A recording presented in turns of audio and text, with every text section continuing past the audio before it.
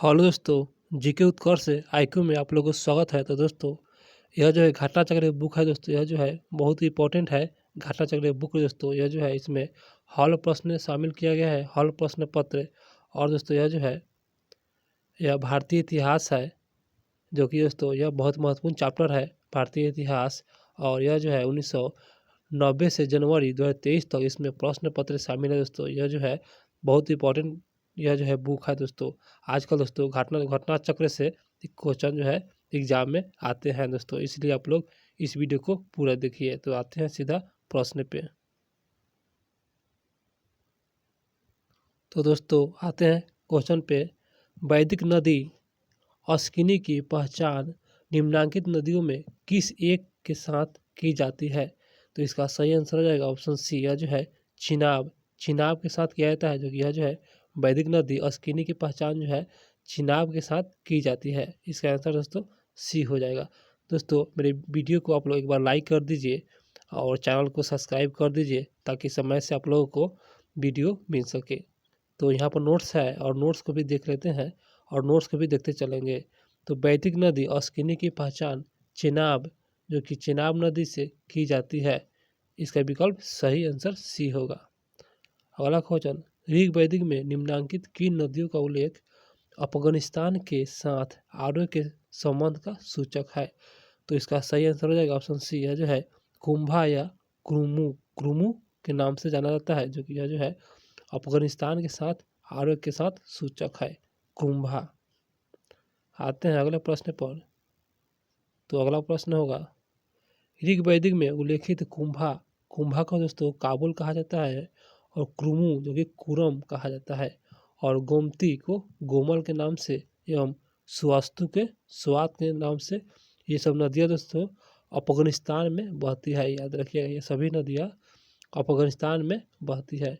इन नदियों के उल्लेख स्पष्ट होता है कि आर्यों का अफगानिस्तान के साथ घनिष्ठ दोस्तों संबंध है, इससे यही साबित होता है।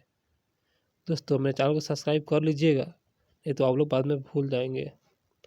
तो क्वेश्चन पर आते हैं, वैदिक नदी कुंभा का स्थान कहाँ निर्धारित होना चाहिए? तो इसका सही आंसर हो जाएगा ऑप्शन एक, यह जो है अफगानिस्तान में निर्धारित होना चाहिए, जो कि कुंभा है। इसके पहले हम देख चुके हैं दोस्तों इस तरह का क्वेश्चन, ये जो है रिपीट क्वेश्चन हो चुका है, और रिपीट होने से क्वेश्चन याद हो जाता है दोस्तों। और रिवीजन करने से दोस्तों एग्जाम में कोई भी क्वेश्चन जो होता है डाउट क्लियर हो जाता है, तो एग्जाम में आसानी से सॉल्व हो जाता है। तो यहाँ पर लिखा है दोस्तों सूची 1 और सूची 2, इन नदियों को मिलान करना है। यहाँ पर वैदिक नदियाँ है, यहाँ पर आधुनिक नदियाँ है। तो आते हैं दोस्तों और मिलान करते हैं।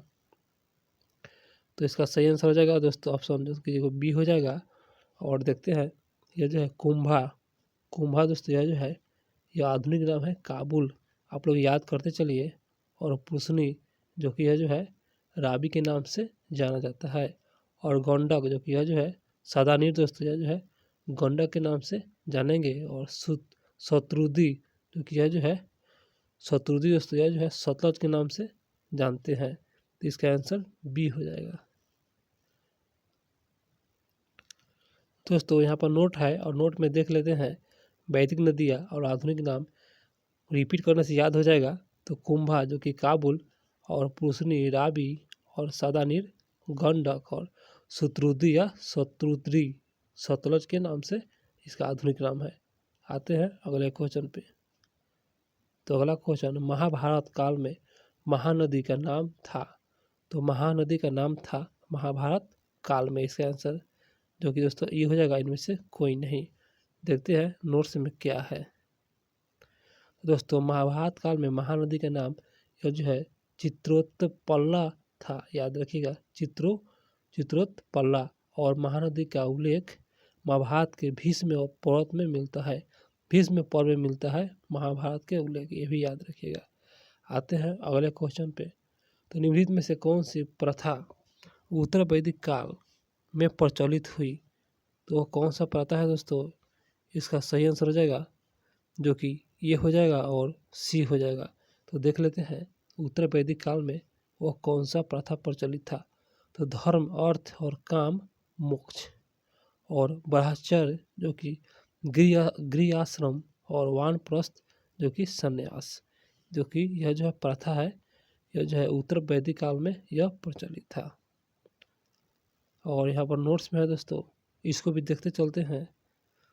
तो नोट्स में है चारों पुरुषार्थ धर्म अर्थ काम मोक्ष तथा आश्रम ब्रह्मचार्य गृहस्थ और वानप्रस्थ और तथा संन्यास की अवधारणा का प्रारंभ जो हुआ था यह उत्तर वैदिक काल में हुआ था, याद रखिएगा। वस्तुतः पुरुषार्थ का पूर्ण रूपेण क्रियान्वयन आश्रमों के माध्यम से होता है, ये भी याद रखिए। ये चारों पुरुषार्थ मानव जीवन के आधार स्तंभ जिनकी सफलता आश्रम पर निर्भर करती है। धातव्य है कि दोस्तों यह जो है जबालोपनिषद में सर्वप्रथम चारों आश्रमों का उल्लेख है। दोस्तों बहुत इंपॉर्टेंट है, यह है जबालोपनिषद जो कि इसमें चारों आश्रमों का उल्लेख है। आप लोग इस क्वेश्चन को याद रखिएगा। और यहाँ पर दोस्तों है धर्म और ऋतु भारत के प्राचीन वैदिक सभ्यता के एक केंद्रीय विचार को चित्रित करते हैं। इस संदर्भ में निम्नलिखित कथनों पर विचार करें, जो कि धर्म और ऋतु भारत की प्राचीन वैदिक सभ्यता के केंद्रीय विचार के चित्रित करते हैं। तो इस पर विचार करना है दोस्तों। तो आते हैं और विचार करते हैं। तो दोस्तों पहला कथन है धर्म व्यक्ति के दायित्वों एवं स्वयं दूसरों के प्रति व्यक्तिगत कर्तव्यों की संकल्पना, जो कि सही है। और दूसरा है रीत मूलभूत नैतिक विधान था जो असृष्टि और उनमें अंतर्निहित सारे तत्वों के क्रियाकलापों का संचालित करता है। तो दोनों कथन सही है, तो इसका सही आंसर हो जाएगा, इसका सही आंसर दोस्तों सी हो जाएगा। 1 और 2 दोनों सही है। आते हैं और यहाँ पर देखते हैं दोस्तों, नोट्स में है प्रश्नगत दोनों कथन भारत के प्राचीन वैदिक सभ्यता के संदर्भ में सही है, अतः सही उत्तर विकल्प सी जो कि यहाँ पर लिखा है दोस्तों, वरुण देवता को वैदिक सभ्यता में नैतिक व्यवस्था का प्रधान माना जाता था और उनको याद रखिएगा नैतिक व्यवस्था का प्रधान, और इसी कारण उन्हें जो कि रीत से वो गोपा भी कहा जाता है। आते हैं अगले क्वेश्चन पे और देखते हैं भारतीय संस्कृति के अंतर्गत रीत का अर्थ बताना है। रीत, इसका आंसर दोस्तों 1 हो जाएगा। यह जो है प्राकृतिक नियम, रीत का अर्थ होता है प्राकृतिक नियम। आते हैं और नोट्स को भी देखते चलते हैं। तो ऋग्वेदिक में हम धर्म के अतिरिक्त दूसरा शब्द रीत मिलता है, जो कि धर्म के अतिरिक्त दूसरा शब्द रीत मिलता है। सभी देवताओं का संबंध रीत विश्व की नैतिक भौतिक व्यवस्था से है माना जाता है। ऋग्वेद में इनका वर्णन सृष्टि के आदि सर्वप्रथम यह जो है रीत की उत्पत्ति हुई थी और रीत के द्वारा विश्व में सुव्यवस्था तथा प्रतिष्ठा स्थापित होती है। यह विश्व की व्यवस्था का नियामक है। आते हैं अगले प्रश्न पे। तो अगला प्रश्न होगा निम्नलिखित वैदिक देवताओं में किसे उनका पुरोहित माना जाता है। वैदिक देवताओं में किसे उनका पुरोहित, इसका सही आंसर हो जाएगा दोस्तों बी, बृहस्पति को माना जाता है पुरोहित। और यहाँ पर बृहस्पति को वैदिक देवताओं का पुरोहित माना जाता है। अगला क्वेश्चन निम्नलिखित में कौन सी वह ब्राह्मणवादिनी थी जिनके कुछ वेद मंत्र की रचना की थी। इसका आंसर तो 1 हो जाएगा। यह जो है लोपामुद्रा, जो कि यह जो है ब्राह्मणवादिनी थी जिसे कुछ वेद मंत्रों की रचना किया था, यह लोपामुद्रा। इसका आंसर 1 हो जाएगा। नोट्स में है, इसको देख लेते हैं, जरूरी है देखना। वैदिक साहित्य में कई ऐसी विदुषी स्त्री का उल्लेख मिलता है जो कि वैदिक साहित्य में जिन्होंने वेद मंत्र की रचना की थी, यथा अपाला, घोषा, विश्ववारा, लोपामुद्रा आदि, जो कि लोपामुद्रा अगस्त्य ऋषि की पत्नी थी। याद रखिएगा ये क्वेश्चन आता है दोस्तों, लोपामुद्रा यह जो है अगस्त्य ऋषि की यह पत्नी थी। अगला क्वेश्चन ऋग्वैदिक काल में निक्स शब्द का प्रयोग एक आभूषण के रूप में होता है, जो कि सही है। निक्स का शब्द का प्रयोग आभूषण के रूप में होता है, तो किंतु परवर्ती काल में उनका प्रयोग इसका अर्थ में होता है। तो परवर्ती काल में बताना है इसका क्या अर्थ है। तो आते हैं और देखते हैं। तो दोस्तों इसका सही आंसर हो जाएगा, इसका आंसर डी, सिक्का जाना जाता है। तो यहाँ पर वैदिक काल में सोने के हार को निक्स कहा जाता है, किंतु परवर्ती काल में इनका प्रयोग विनिमय के माध्यम में सिक्कों के रूप में किया जाता है। स्पष्ट यहाँ पर लिखा हुआ है नोट्स में दोस्तों स्पष्ट लिखा हुआ है। अगला प्रश्न, ऋग वैदिक काल में निक्स किस अंग का आभूषण था? इसका आंसर दोस्तों बी, गाला का। गाला का जो है यह निक्स जो है आभूषण था गाला का। आते हैं और नोट्स को देखते हैं। ऋग वैदिक काल में निक्स गले के पहचान की जाने वाला एक प्रकार का दोस्तों हार था। याद रखिएगा यहाँ पर हार था, जिसे निक्स ग्रीवा कहा जाता था। और साथ ही निक्स वैदिक काल में ये जो है विनिमय का एक माध्यम भी था। अगला क्वेश्चन, प्राचीन भारत में निशाका जाने जाते हैं। इसका आंसर दोस्तों एक हो जाएगा, स्वर्ण आभूषण के रूप में जाना जाता है निशाका को स्वर्ण आभूषण। दोस्तों मेरे वीडियो को लाइक कर दीजिएगा और मेरे चैनल को सब्सक्राइब कर दीजिएगा, भूलिएगा नहीं दोस्तों, ताकि समय से आप लोग को वीडियो मिल सके। तो प्राचीन भारत में निक्स या निशाका मूल रूप से गले में पहने जाने वाला एक सोने का आभूषण है, जो कि सही है, जिसे निक्स ग्रीवा कहा जाता है। इसे पुरुषों तथा महिलाओं दोनों द्वारा सामान्यतः पहना जाता था। दोस्तों पुरुष भी पहनता था और महिला भी पहनता था। और बाद में निश्चित वजन और मानक को अपनाने के कारण इसका प्रयोग विनिमय के रूप माध्यम में किया जाने लगा, ये भी याद रखिएगा। आते हैं अगले क्वेश्चन पर। तो क्वेश्चन होगा, बोगज कोई महत्वपूर्ण है क्योंकि? तो आते हैं और दोस्तों हैं क्योंकि महत्वपूर्ण है दोस्तों। इसका आंसर दोस्तों यह बी हो जाएगा। यहाँ से प्राप्त अभिलेख में वैदिक देवताओं का जो कि नामों उल्लेख प्राप्त होता है वैदिक देवताओं का। यहाँ पर बोगाज कोई महत्वपूर्ण इसलिए है। और देख लेते हैं यहाँ पर नोट्स में, एशिया माइनर स्थित ये जो है बोगाज कोई 14वीं शताब्दी ईस्वी पूर्व में अभिलेख ऋग वैदिक काल के देवताओं इंद्र, वरुण, मित्र और नास्ते का उल्लेख मिलता है। इससे ज्ञात होता है कि वैदिक आर्य ईरान से होकर भारत आया था, क्योंकि वैदिक आर्य ईरान से होकर भारत आया था। अगला प्रश्न, निम्नलिखित अभिलेखों में कौन सा ईरान से भारत में आर्य के आने की सूचना है? इसका आंसर सी है जो है बोगाज कोई, जो कि यहाँ पर निम्नलिखित में अभिलेखों में से तो यह अभिलेख है बोगाज कोई दोस्तों। यह जो अभिलेख है इनमें जो है ईरान से भारत आने की सूचना देता है बोगाज कोई। आते हैं अगले प्रश्न पे। तो यहाँ पर अगला प्रश्न है, 14वीं सदी ईस्वी पूर्व एक अभिलेख जिसमें वैदिक देवताओं का वर्णन है प्राप्त हुआ है। तो इसका सही आंसर बी, बोगाज कोई। यह जो है बोगाज कोई जो है यहाँ पर 14वीं शताब्दी ईसा पूर्व एक अभिलेख जिसमें वैदिक देवताओं का वर्णन मिलता है, जो प्राप्त हुआ है बोगाज कोई से प्राप्त हुआ है। अगला क्वेश्चन, निम्नलिखित में से किसी आर्यों के आदि देशों के बारे में लिखा था? इसका आंसर डी, बाल गंगाधर तिलक, जो कि यह जो है आर्यों के आदि देशों के बारे में लिखा था बाल गंगाधर तिलक। और बाल गंगाधर तिलक ने आर्यों के आदि देशों के बारे में लिखा था। तिलक यह जो है मत व्यक्त किया था कि आर्यों का आदि देश उत्तर ध्रुव था। याद रखिएगा, बाल गंगाधर तिलक ने यह जो है आर्यों का आदि देश उत्तरी ध्रुव बताया था, किंतु तिलक का यह मत इतिहासकारों से मान्य नहीं है। आते हैं अगले क्वेश्चन पे और देखते हैं, जिस ग्रंथ में पुरुष मेघ का उल्लेख हुआ है वह है, तो स्टार है। तो देख लेते हैं नोट्स में, इसका कारण यही है, पुरुष मेघ एक प्रमुख यज्ञ है। याद रखिएगा, पुरुष मेघ यह प्रमुख यज्ञ है। यह शुक्ल यजुर्वेद के शतपथ ब्राह्मण तथा कृष्ण यजुर्वेद के तैत्तिरीय ब्राह्मण में वर्णित है।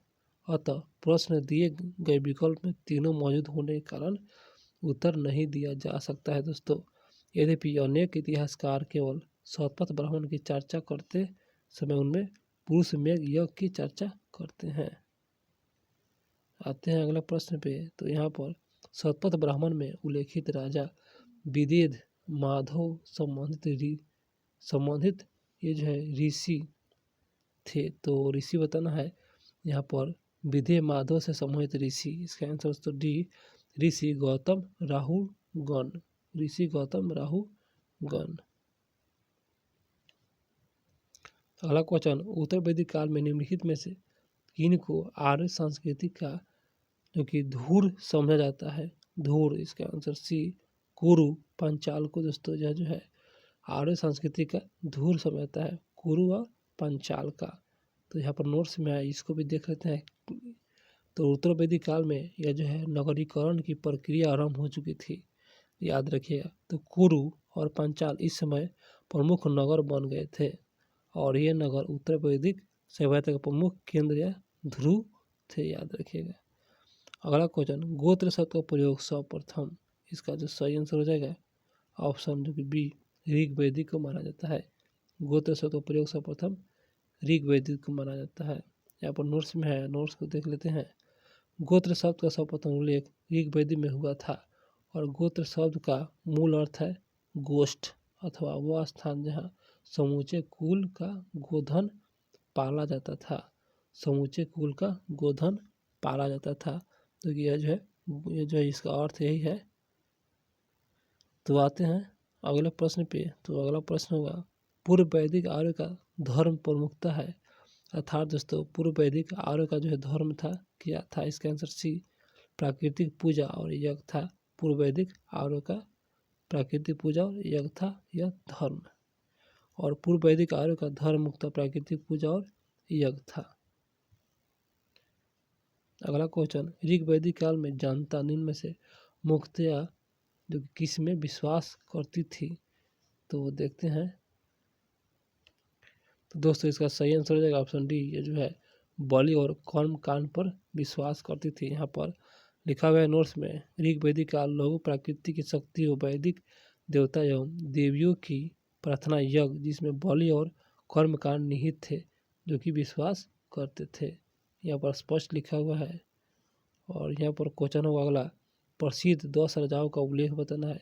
किस नदी के तट पर लड़ा गया था? इसका आंसर डी, पुरुषनी नदी पर लड़ा गया था 10 राजाओं का युद्ध। और नोट्स को है, नोट्स में देखते हैं। तो 10 युद्ध जो कि 10 राजाओं का युद्ध के नाम से जाना जाता है, जो कि पुरुषनी, इसका आधुनिक नाम है रावी कहिए या पुरुषनी कहिए, इसका आधुनिक नाम है, जो कि उसी तट पर लड़ा गया था जिसमें यह जो है भरतों के राजा सुदामा विजय हुआ था। भरतों के राजा सुदामा जो इसमें विजय हुआ था, याद रखिएगा। अगला क्वेश्चन, ऋग वैदिक उल्लेखित प्रसिद्ध 10 राजाओं का उल्लेख किस नदी के किनारे लड़ा गया था? तो अभी इसका आंसर पुरुषनी होगा दोस्तों, ऊपर में लिखा हुआ है, क्वेश्चन रिपीट हो गया। अगला क्वेश्चन होगा, निम्न में से किस नदी को ऋग वैदिक में जो कि मातेतमा देवी तमा एवं नदी तमा के नाम से जाना जाता है? बहुत अच्छा सवाल है। इसका आंसर बी, सरस्वती को जाना जाता है। ऋग वैदिक में सरस्वती को माते तमा, देवी तमा और नदी तमा कहा जाता है। अर्थात सबसे अच्छा माँ, सबसे अच्छी देवी और सबसे अच्छी नदी, यह संज्ञा दी जाती है। अगला क्वेश्चन, उन जनजाति का नाम जो कि बतलाइए जो ऋग वैदिक आर्य के पंचन से सम्मोहित नहीं है। तो इस प्रकार इसका सही आंसर हो दोस्तों डी, कीकट है। और यहाँ पर दिखा हुआ है नोट्स में, देख लेते हैं और समझ लेते हैं। ऋग वैदिक आर्य के पंचनों में यदु जो कि द्रुहयु, पुरुष, अनु, ध्रुवसु शामिल थे जो कि कीकट इनमें सम्बन्धित नहीं है। अगला क्वेश्चन, प्राचीन काल में आर्यों के जीविकोपार्जन का मुख्य साधन, जो कि प्राचीन काल में आर्यों के जीविकोपार्जन का मुख्य साधन बताना है। तो दोस्तों इसका सही आंसर हो जाएगा ऑप्शन ए, किया जो है कृषि है। आर्यों का जीविकोपार्जन का मुख्य साधन कृषि। और यहाँ पर नोट्स में है, आर्य संस्कृति मूलतः पशुपालक और कृषक संस्कृति रही है, याद रखिएगा। आर्य संस्कृति मूलतः पशुपालक और कृषक संस्कृति रही। ऋग वैदिक कई मात्रों में कृषि और उनके कार्यकलापों का वर्णन है। अच्छी कृषि के लिए वर्षा की कामना की गई है और पशु की चराने और पालने के अनेक स्थानों पर वर्णन है। उत्तर वैदिक काल में कृषि प्रधान संस्कृति उत्तर वैदिक काल में कृषि प्रधान संस्कृति ही था। आते हैं अगले प्रश्न पे। तो यहाँ पर ऋग वैदिक में उल्लेखित यौ जो है किस कृषि उत्पादन हेतु प्रयुक्त किया गया है? इसका आंसर दोस्तों ये जौ के लिए यह प्रयुक्त किया गया है। तो ऋग वैदिक में उल्लेखित यौ शब्द जौ ये जो है इसका तादात्म्य में स्थापित किया गया है। यहाँ पर सूची 1 सूची 2 है और इनको दोस्तों मिलान करना है। तो आइए इसे मिलान करते हैं। तो इसका सही आंसर हो जाएगा डी, जो कि पहला है ब्रीही। दोस्तों ब्रीही को चावल के नाम से जानेंगे। और जो कि मुदुग, दोस्तों मुदुग दोस्तों यह जो है यह मूंग के नाम से जानेंगे। और उसके बाद सी में है यो। दोस्तों यो जो